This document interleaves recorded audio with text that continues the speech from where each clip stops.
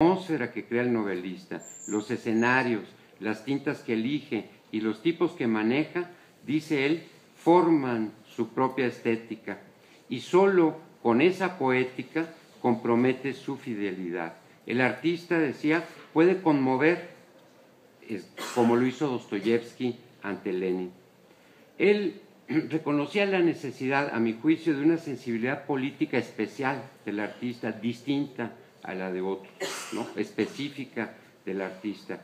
Por ejemplo, esto me recordó mucho unas palabras de César Vallejo, porque es como una capacidad de creación política que tiene el artista. Vallejo decía, esta capacidad de creación política se produce de preferencia y en su máxima autenticidad, creando inquietudes y nebulosas políticas, más vastas que cualquier catecismo o colección de ideas expresas, y más puras, ajenas a los ideales nacionalistas o universalistas. A mi juicio, Revueltas parece proceder como escritor por medio de la creación de estas nebulosas, de estas interrogantes, de ideas, de genes capaces de recrear el mundo. Le pone nombre a las cosas, le pone nuevos nombres. Con torpeza y premura, Revueltas intentó explicar en este momento el retiro de su obra que un artista contemporáneo que no quiera hacerse cómplice de las mentiras y las convenciones debe gritar a los demás su propia rebeldía, inculcarles la idea de que vivimos en un mundo ya insoportable, insufrible, desesperante, y que si las cosas no cambian ni surge en los hombres una nueva conciencia, acabarán muy pronto por dinamitarse. Y para concluir esta reflexión dice, hoy estamos unidos por el miedo y el odio, no por el amor, como quería la doctrina cristiana. Entonces aquí empecé a ver algunos de los antecedentes de tipo cristiano que tiene Strindberg, otros.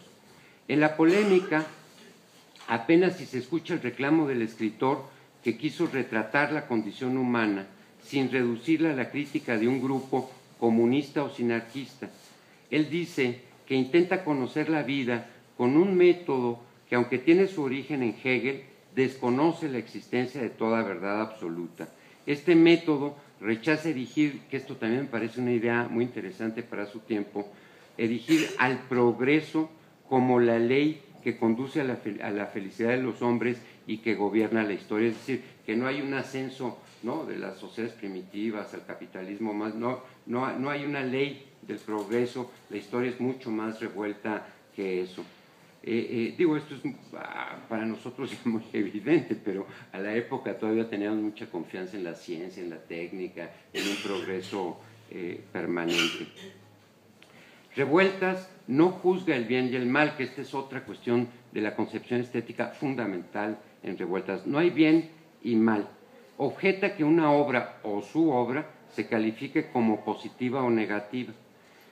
¿Por qué? Porque él dice, lo cito, el bien y el mal pueden alternarse entretejiendo la vida de un hombre y más frecuentemente convivir en él. Se puede desear hacer el bien, agregaba, y terminar haciendo el mal, que es el caso de Fidel, un personaje de los días terrenales que trata de hacer felices a los hombres, pero su intransigencia y sus procedimientos lo deshumanizan. Instintivamente establece un programa para el conjunto de sus reflexiones. Digo instintivamente porque eran como desbordes con los que respondía a estas críticas feroces que se le estaban haciendo, pero se vio obligado a posponer una defensa sistemática que vendrá después. En el lapso de un mes, a partir del retiro de su obra, abandonó toda resistencia y entonces declaró, sigo siendo comunista y creo firmemente en el Partido del Proletariado, en su triunfo y en el triunfo mundial del socialismo y del comunismo. Aceptó entonces retirar sus obras de manos del público. Muy pocas voces en ese momento se levantaron para defender al escritor. El nuevo Revueltas llevó al filósofo Miguel Bueno a preguntarse si es que estaba funcionando, si existía el funcionamiento inquisitorial de una checa encargada de amordazar a los artistas.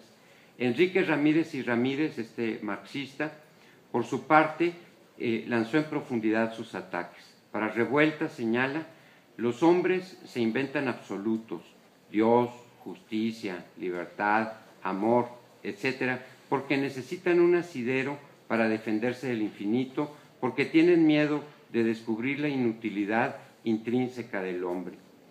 En un artículo, esto fue lo que acusó Ramírez y Ramírez.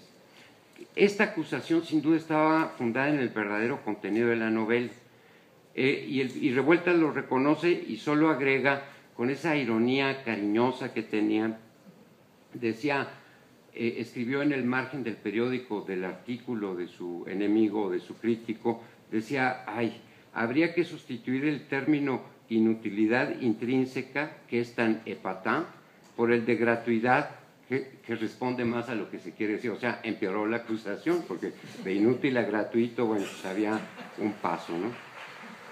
En este punto, entonces, ya no se defiende, nada más precisa.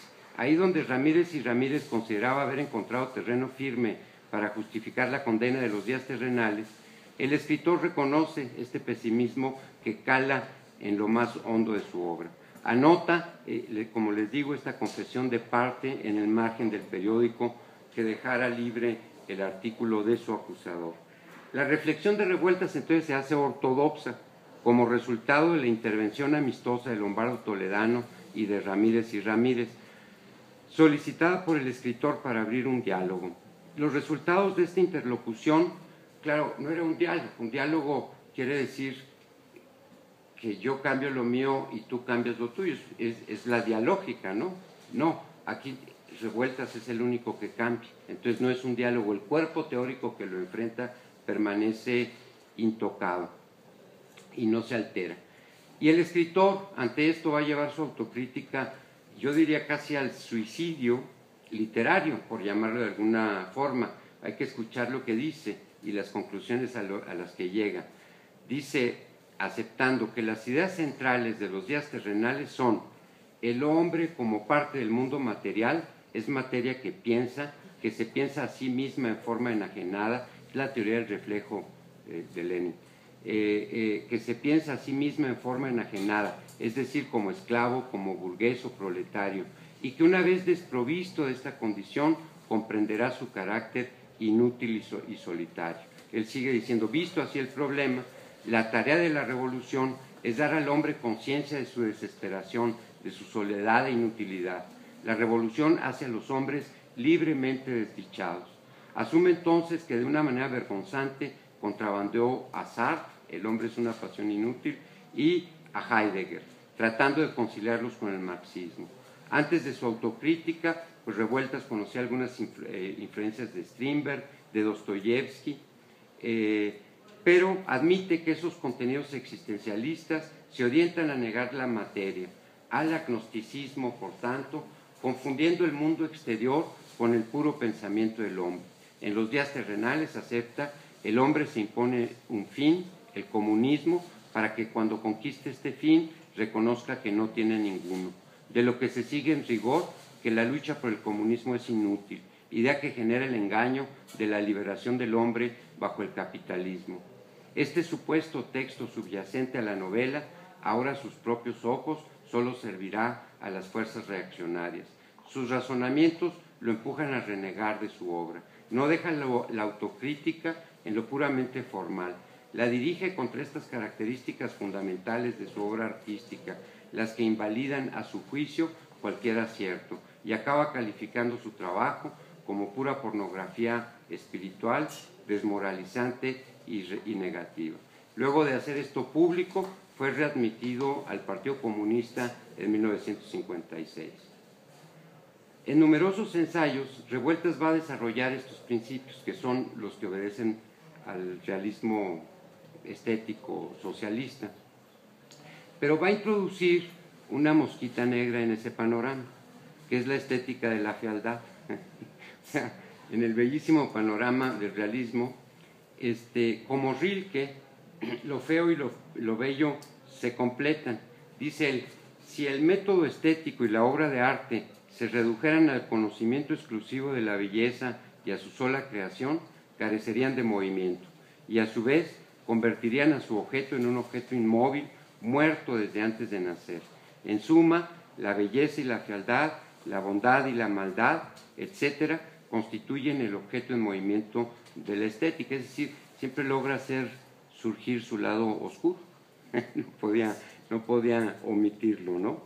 Es un poco lo que dice Rilke también, cuando dice: existen en efecto relaciones secretas entre lo bello y lo horrible, lo uno completa lo otro, en cierto sentido, como la vida alegre completa la cotidiana muerte, su compañera de cada día. Hacia 57, él dice que solo es el ideal estético el que puede lograr que la vida fragmentada de los hombres modernos alcance su plenitud, y que esa plenitud la alcanzará el proletariado. Cuando ocurre lo de Budapest y el 20º Congreso del Partido Comunista, arremete contra la razón de